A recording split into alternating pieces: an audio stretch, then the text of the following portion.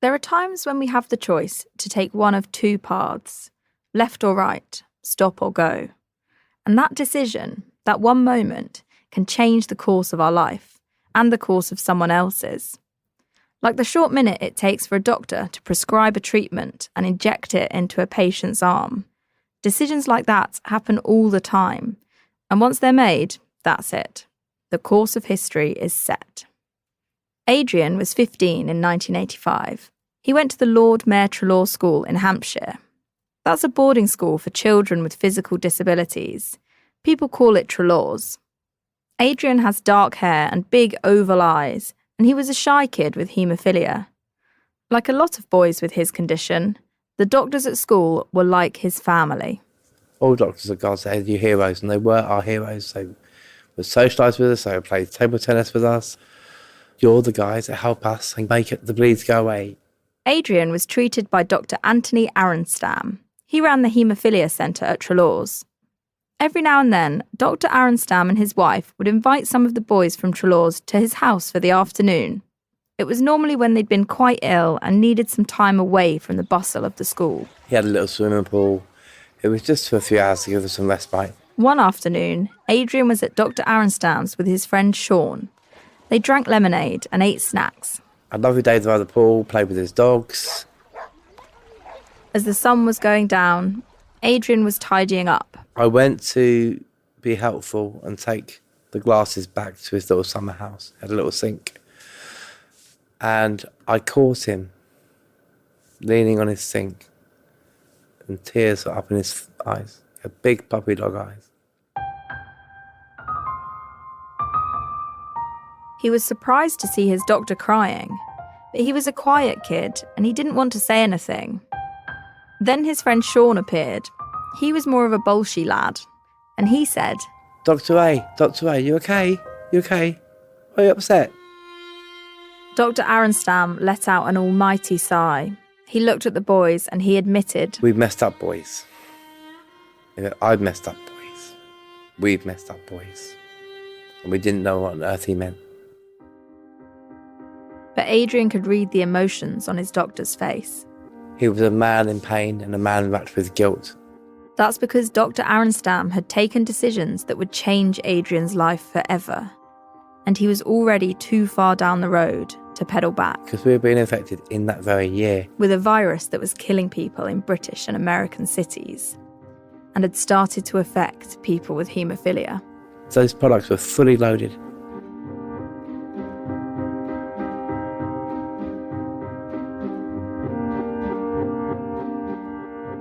Looking back, Adrian wonders how much Dr. Arenstam knew that summer evening in 1984, and why he didn't say anything sooner. They didn't do a damn thing to stop it. So can you imagine being torn between hero worship, almost a Stockholm syndrome?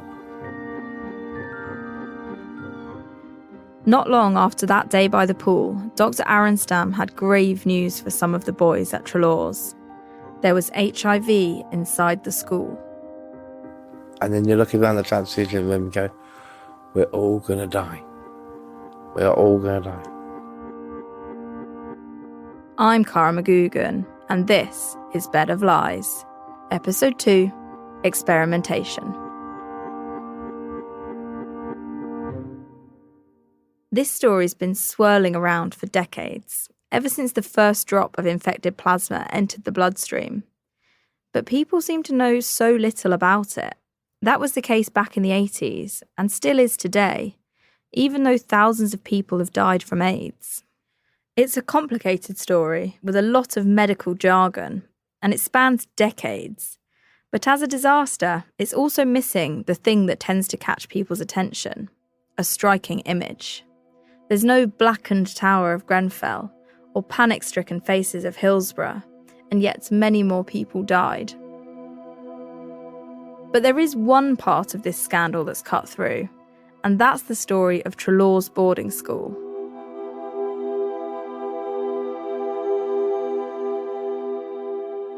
It's here that the true scale of the infected blood disaster starts to take shape, because 122 boys with haemophilia studied there in the 70s and 80s, and today 90 of them have died, including Claire's husband Brian, whose story I told you in the last episode.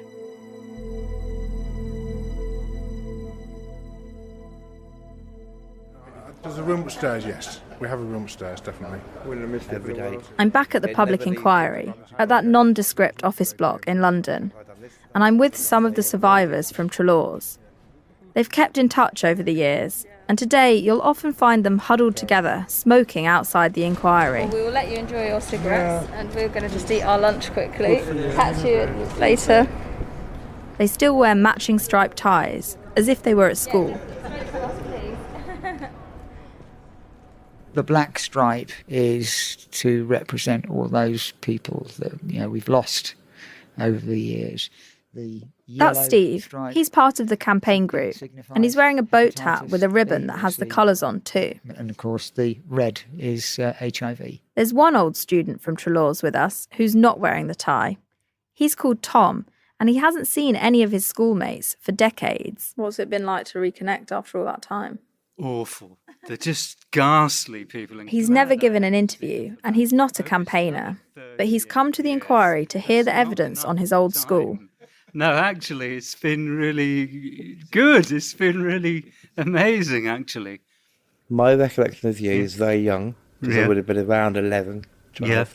But what I do remember is that you were, well, now it's endearing, you were very caring.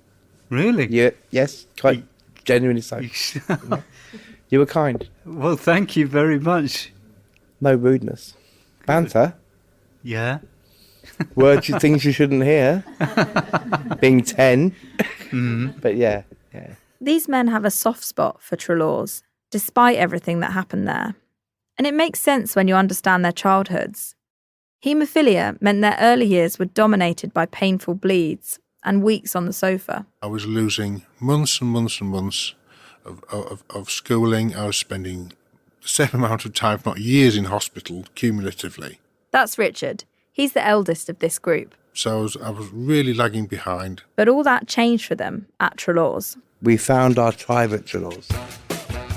It's a grand school in an old Elizabethan mansion.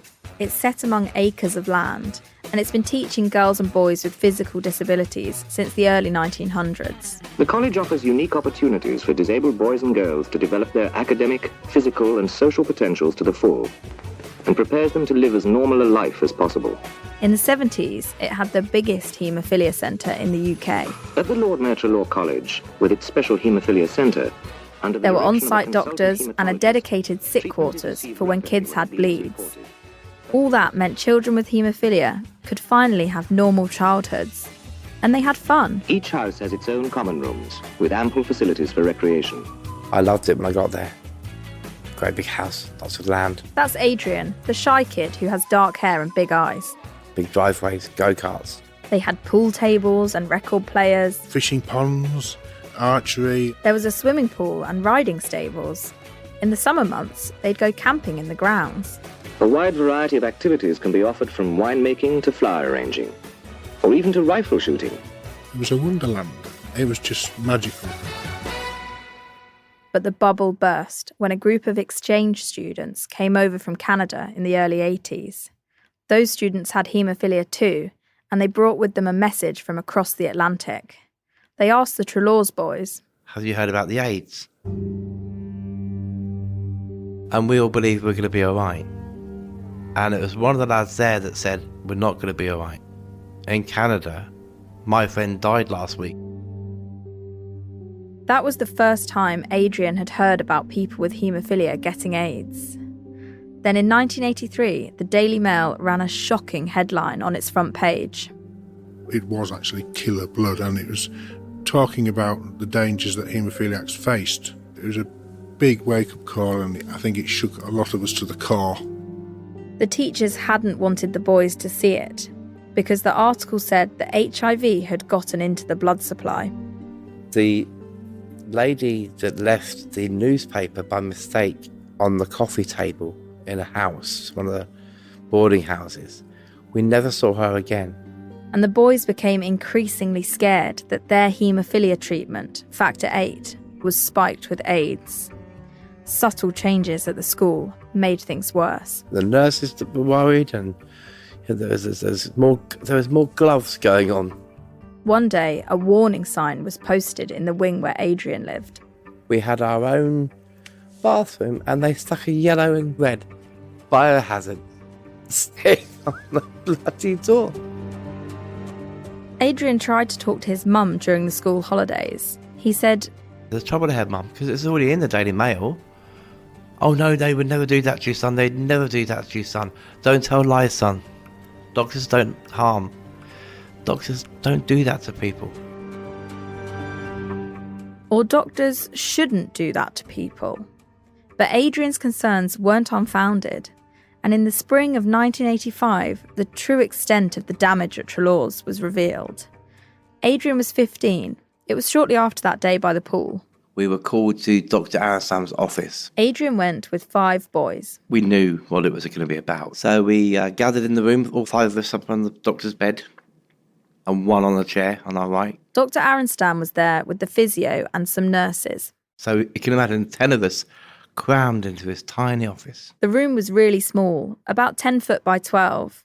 The boys went quiet, and Dr. Arenstam started to speak. He said they may have heard about the problems with Factor 8, that it wasn't as safe as it should be. He then proceeded to tell us that we had viruses like CMV, EBV. He believed that's why we all got shingles and chickenpox, which was always a bit strange. And we get a run of cold sores. So were those what other viruses that were in the products? Yeah, herpes. And parvo was the other one he talked about, which is the human form of what dogs get. So one of my friends at the time gave a joke bark in the room, and that didn't go down too well, as you can imagine. It was all a bit too serious. Then Dr. Arenstam said, "You may have heard of HIV. Some of you have it." He started to cry, and he gave each of the 5 boys a diagnosis. And he went round the room left to right and said, "You have, you haven't, you have, you haven't, you have got HIV." And there was a pause. By this point, he was really quite tearful. You never forget these things, do you? They just stay. Adrian was one of the you-haves. He had HIV. The boys sat in silence. Then his friend shouted, "How long have we fucking got then?" That's what he said. And they proceeded that we had probably 2 to 3 years to live. And we'd probably be gone by 18, 20. How did you feel in that moment?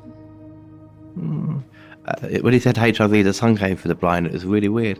Fully through the blind. And I thought, that's my last sunrise then. As they left the doctor's office, there were 5 more boys waiting outside for their own verdict. Adrian remembers their terrified faces. Then he went outside, and one of his friends Picked up a pot and smashed it against the wall of the Hemophilia Centre. "We're dead. We're all fucking dead. You fucking killed us."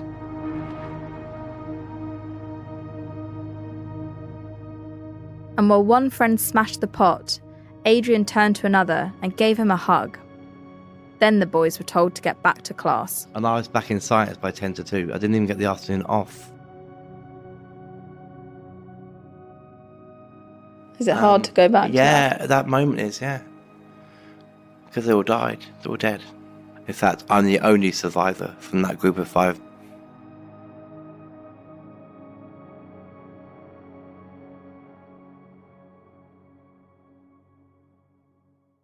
I've been trying to get hold of a doctor who was treating haemophilia patients back then.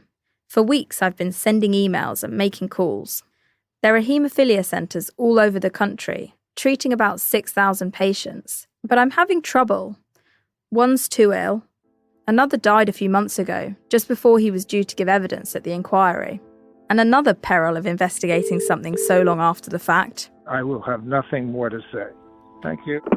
People just don't want to talk. There are doctors who have been criticised for their role in the infections. They try to stay out of the public eye. I get an email back from one doctor, but when I open it, it says the time has come for me to reach my moment of closure and move on.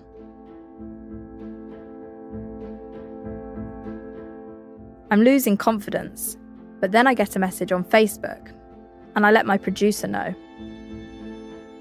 I've just received a message back from Dr. Leocat Parapia, who I sent a message to on Facebook this morning, and he said, "Please ring me, I do have a story for you."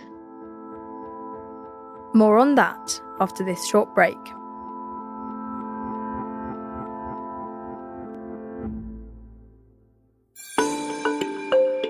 Hi, I'm Henry Bodkin, a senior reporter at The Telegraph. The infected blood scandal is no doubt the biggest scandal in NHS history, and it's reared its head time and time again on my beat over the years. I've written about the lies and the cover-up, the disturbing experiences of the Trelawn's boys, and the long road to justice for the survivors, things you'll hear about in more detail in Cara's reporting on this podcast. Covering stories like these helps ensure that scandals like this one won't happen again. But we couldn't put the time we need into them or make podcasts like Bed of Lies without the support of the Telegraph subscribers. If you're not already signed up, you can head to telegraph.co.uk/lies podcast, where you can get the first 30 days free. That's telegraph.co.uk/lies podcast, or follow the link in the episode description.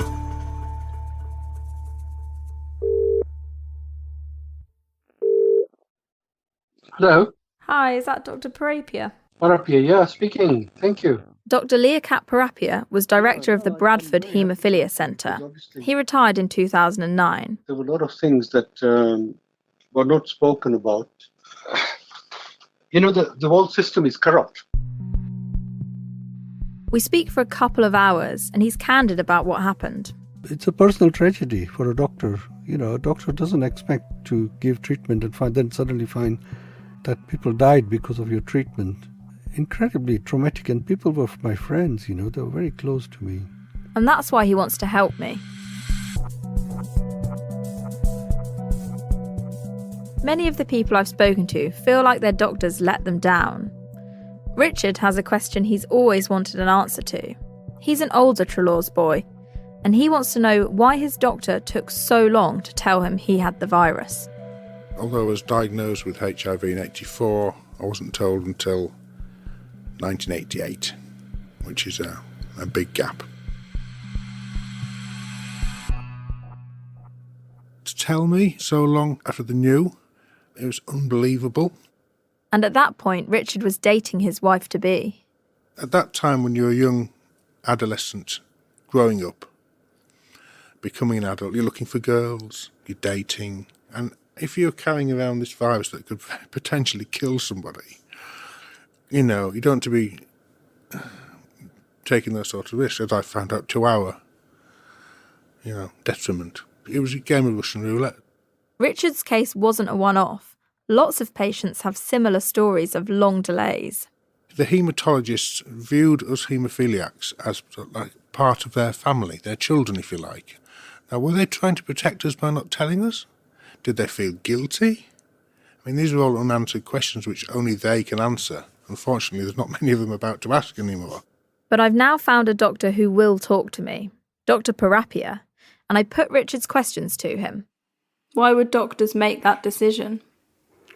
The doctors often felt that they were helping the patients by not upsetting them or not putting restrictions on their family life, because they would have had to be advised you should use condom with your wife. If there was no treatment, you'd be upsetting them. Did you ever delay telling someone? No, I always believed in sharing. And he's clear on one thing. This is no way to treat people. These weren't isolated incidents of doctors mistreating patients. In fact, in the early days of AIDS, a lot of things happened that are quite shocking when you look back. I'm going to tell you about one of them. When witnesses give evidence at the public inquiry, they walk up a couple of steps and sit on a chair at the end of a long table. It's at the front of a big conference room. I'd got the most preposterous pair of heels on. I'm back with Frankie, who I introduced in the last episode. She used to be in Modette, and she's wearing her mum's rings. I wanted to look like I was there for business, that I was there for my truth. I didn't want to be dressed as a victim. I don't want to be known as a victim. We're talking about the day she gave evidence at the public inquiry. She got a lot of support from the chair, Sir Brian Langstaff. I was physically shaking. You could hear it in my voice. And Sir Brian said, do you want to stop? And I said, no, if I stop, I won't carry on. The story I'm about to share with you has only been told once before, when Frankie gave evidence that day. She's agreed to tell it one more time, and then she never wants to speak about it again. A little word on that, because sometimes in journalism it can seem like you're exploiting people's pain, but Frankie wants to get this out there. There may be other women who have gone through the same situation who feel bound by guilt and shame. So I'd like to think there might be somebody out there who I might be helping. When I left Frankie in the last episode, she was 19. Her husband Joe had been diagnosed with HIV. And what's more, she was pregnant. And she needed to work out whether to have the baby. I don't know how you make a decision like that, if I'm honest. Sorry. Frankie doesn't remember having much choice. In fact, she uses one word consistently when she talks about that time: duress. But I think that the whole decision-making process was bound by misinformation, lack of support, duress. Doctors advised her strongly to have a termination. Remember what Frankie said when I first spoke to her? I felt for many years that I was a murderer. Well, it's this decision that's haunted her for all this time. What do you think it was that made you feel that it was your fault that you were a murderer? Because I guess the decision ultimately is mine, I thought, but now I look back at what pressure we were under, the situation we were under, and the stigma and the actual world as it was then back in the 1980s, it's pretty horrific. The thing is, Frankie's not the only person I've spoken to who was pressured by doctors. About a year after Richard from Trelaws was diagnosed with HIV, his wife fell pregnant. We had an accident, I think that's the best way of putting it. And when she went to see the doctor, she was told, in no uncertain terms, to have the child aborted because of the risk that the baby would be HIV positive. So, unfortunately, that was our first and only chance to have a child, so we weren't ever able to start a family, which was devastating, as you can imagine. Frankie was heavily pregnant by the time she had a termination. I was 7 months pregnant. So she had to be induced into labour. It goes without saying that was the worst day of Frankie's life. She still remembers the neon strip lights of the hospital and the coldness of the doctors. When you go into a ward, there's an awful lot of interaction. There's people making you feel calm. I had none of that. Jo had to wait outside and Frankie was ushered into a room on her own. People who've been through labour would know when you're in agony and you need something and you need someone. There was no one. The doctors and midwives were dressed in full protective gear. They looked like they were in spacesuits. But Frankie didn't have HIV. At the end of the termination, a doctor said to me that women like me should be sterilised. And that's kind of something that stays and resonates with you. You still feel that it's you. You still feel, could I have known? Could I have done something? Could I have understood better? Could I have been more informed? Could I have saved this situation? I don't know, if I'm honest. I don't know. Frankie had the termination on a Friday, then went back to work on the Monday. And she didn't tell anyone what had happened. After she shared this story with the inquiry, the chair, Sir Brian Langstaff, told her something she'd waited years to hear.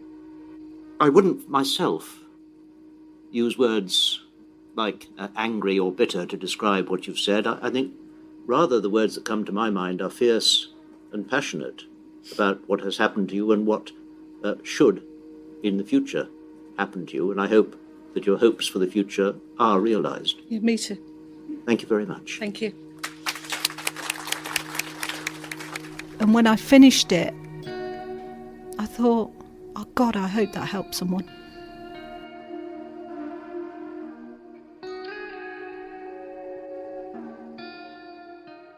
think this is one of the most awful stories that I've heard throughout this whole process of speaking to people. Yeah. It's taken away my right to be a basic human being. My dad loved kids. Did he understand the reasons behind it? No, my dad would never have contradicted any decision.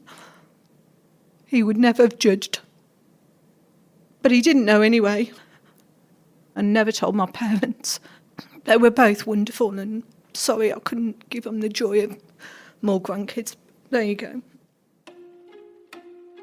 All these things go through your mind. If we hadn't got married, perhaps it would have been easier for her to walk away, and she would have had a totally different life. If I'd have gone to Trelaws, would I still be here, or would I have died very early on?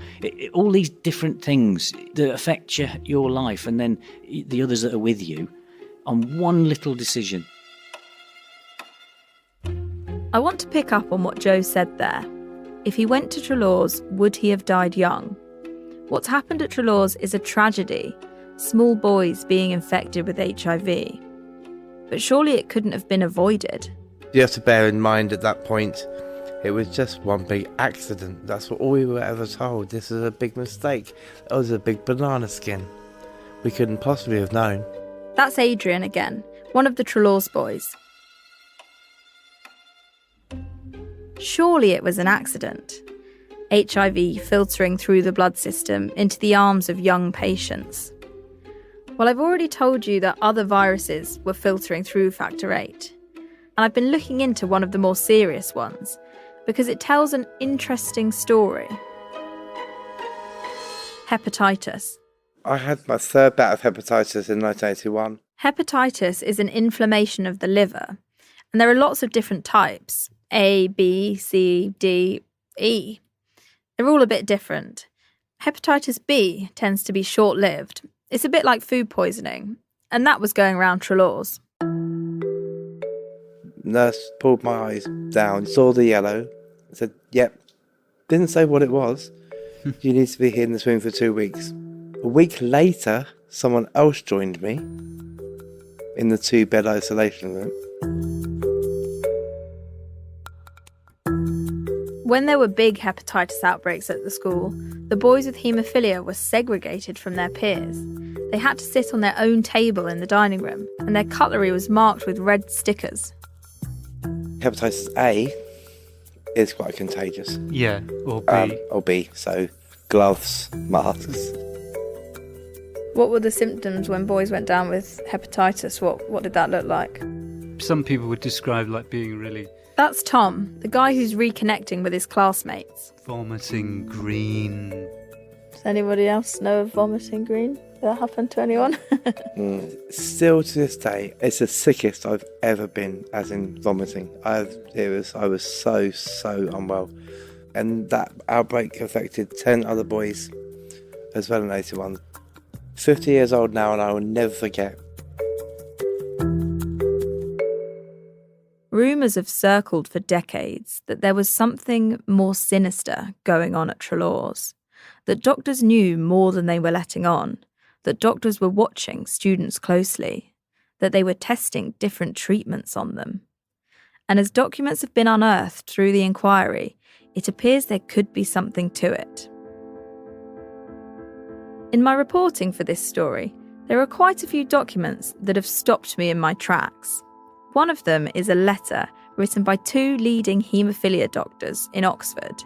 They're called Arthur Bloom and Charles Ritzer, and they sent it to their colleagues across the country, including the doctors at Trelaws. And it says factor VIII has been tested on chimpanzees, but manufacturers won't be able to do this sort of quality control for all batches because it's expensive.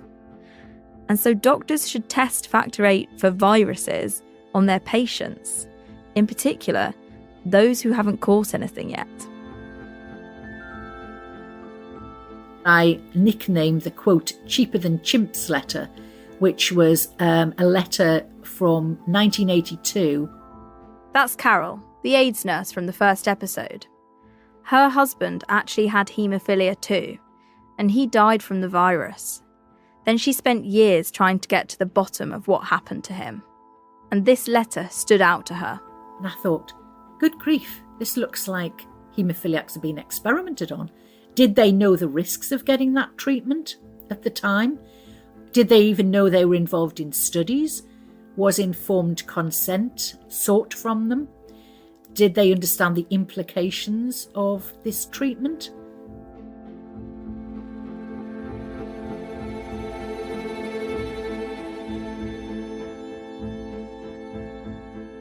It's taken decades to get to the bottom of these questions, but the answers are now in reach. I've been going to that central London office block where the inquiry is being held. I've watched witnesses give evidence and heard long presentations from counsel Jenny Richards. Every day, dozens of victims file in from all over the country to listen to the proceedings. They have breakfast in a local hotel and catch up over free sandwiches at lunch. It's a unique place. Lee and Steve, who I speak to in my interview with the people from Trelaws, describe it well. I've never seen so many haemophiliacs. Yeah, under you one never. roof. Normally we're rare. You know, you might get And one then or two suddenly, in the surgery when you go to your doctors, but under one roof, Kind of the rules kind of suddenly change when you're in a room full of haemophiliacs. Suddenly, it doesn't become about what viruses you've been infected with. It's who can limp faster than the other person. Yeah, who's got a hemo walk, as we call it. Who's got replacement knees, and So we've got very dark gallows humour. The proceedings of the inquiry can be quite dry from the outside. But if you take the time to listen to what Jenny Richards, the lead counsel, is saying, some of the detail is chilling.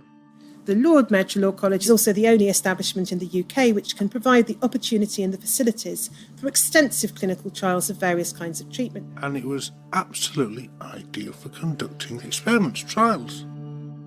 The trial commenced during the summer term of 1973, and it is not likely to be completed before. What you had in Trelaws was a captive group of boys that could be monitored 24/7.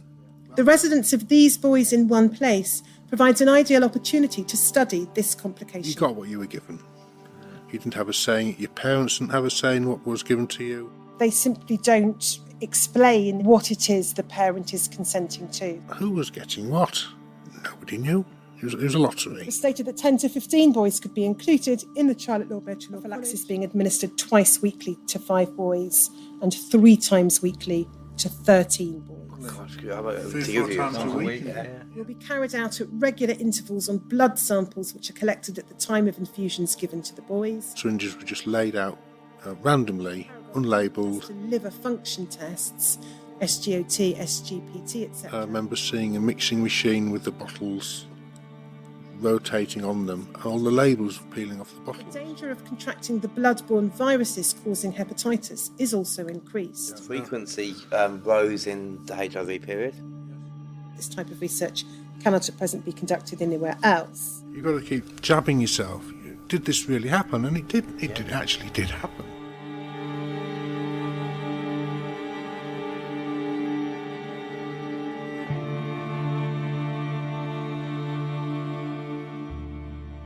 There came a day when Tom, the one who lost contact with his classmates from Trelaws, decided he wanted answers. So he asked one of the school medics, why are all these boys getting hepatitis? And finally, he got the truth. Our treatment came from America, and it was made of the blood of thousands of people put together, some of whom may have been drug users and shared needles and had diseases, and that got into our treatment and was making us ill.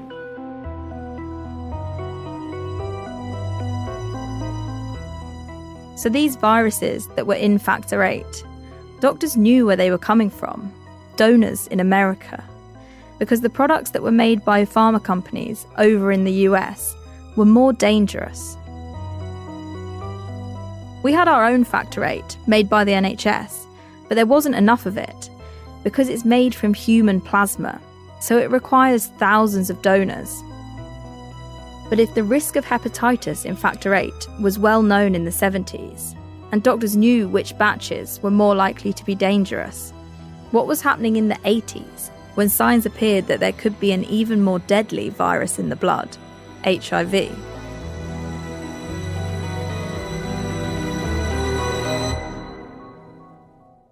I've just got an email from another doctor, which is interesting.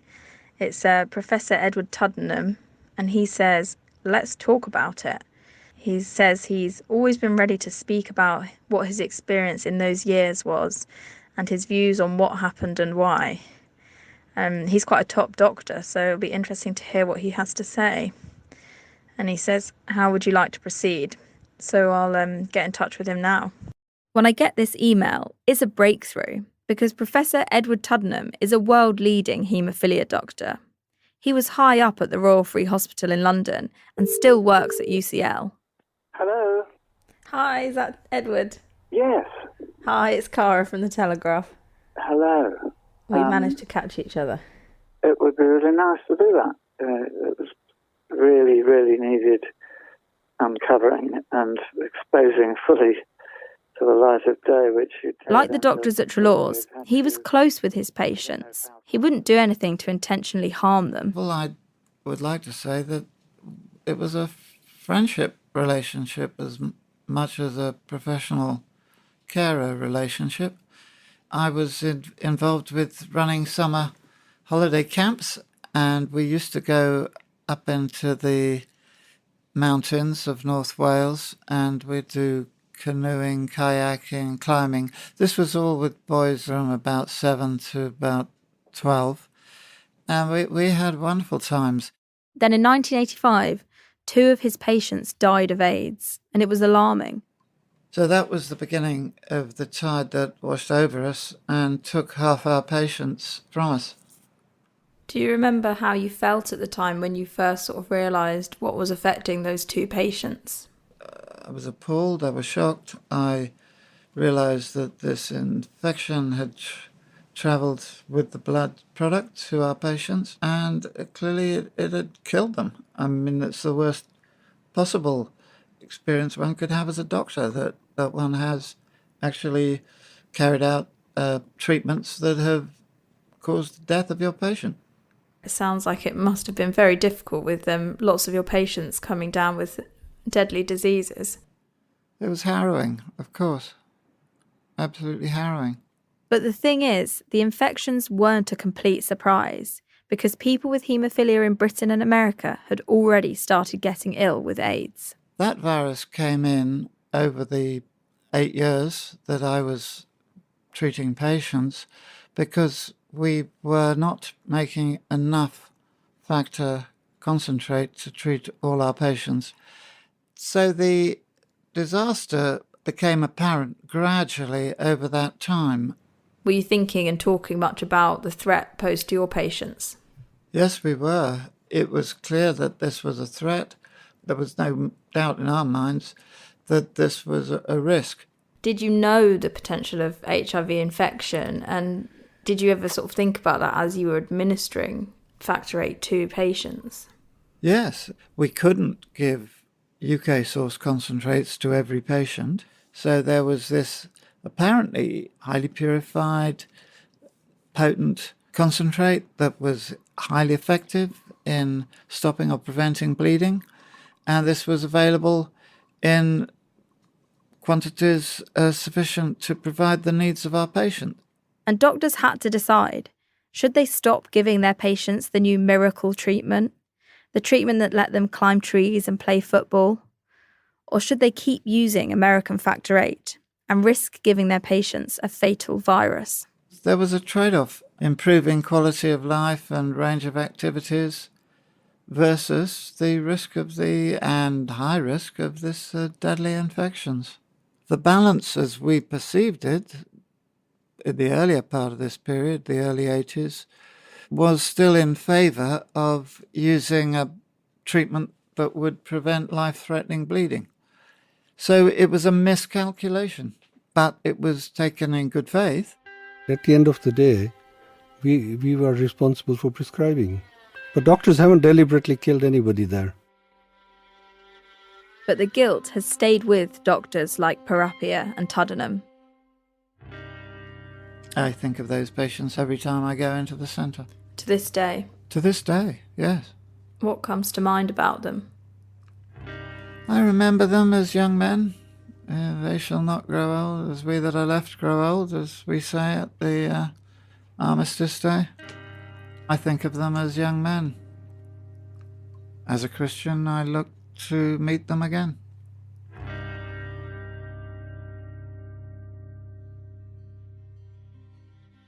And that's something Adrian from Trelaws still thinks about. In the fridges of Trelaw, there was death. We injected death into ourselves, and they watched it. They knew it was happening. They knew it was happening. They knew it was happening, and yet dangerous Factor 8 was injected again and again. And it wasn't a secret confined to treatment rooms. Long before Adrian found his doctor crying in the summer house, and long before he, Richard, Joe and Brian were infected with HIV, the alarm was sounded in the halls of government, but no one was listening. Next time on Bed of Lies.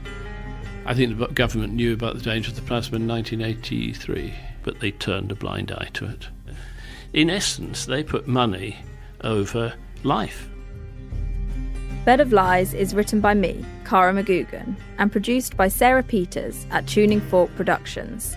The executive producer is Theodora Laludis, and sound designs by David Thomas, with thanks to Tom Gibbs and Giles Gear. To stay on top of who's who in our story, and to read exclusive behind-the-scenes details, take a look inside my reporter's notebook. We'll be publishing more every week at telegraph.co.uk/notebook. You can listen to the award-winning first series of Bed of Lies, which investigates a very different scandal, on this podcast feed. And if you're not already a Telegraph subscriber, sign up for 30 days free at telegraph.co.uk/liespodcast.